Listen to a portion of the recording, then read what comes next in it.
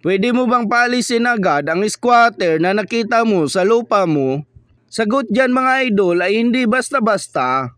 Kahit ikaw ang may-ari ng lupa, may batas na nagsasabing bawal ang sapilitang pagpapaalis o demolition ng walang court order.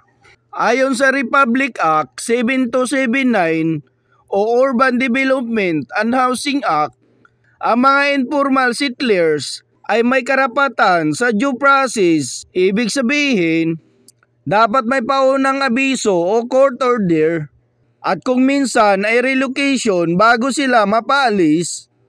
Kaya kung gusto mo silang paalisin, ito ang tamang paraan.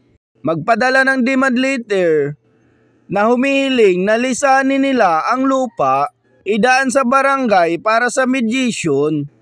Kapag ayaw pa rin, magsampa ng ejectment case sa korte. Hintayin ang court order bago isagawa ang pagpapaalis.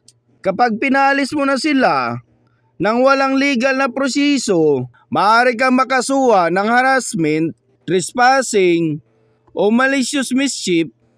Kaya tandaan mga idol, kahit lupa mo yan, ang batas pa rin ang masusunod. Lahat ng pagpapaalis dapat legal at may due process. Kung gusto nyo ng mga tips and updates na kagaya nito, subscribe for more. Thank you for watching.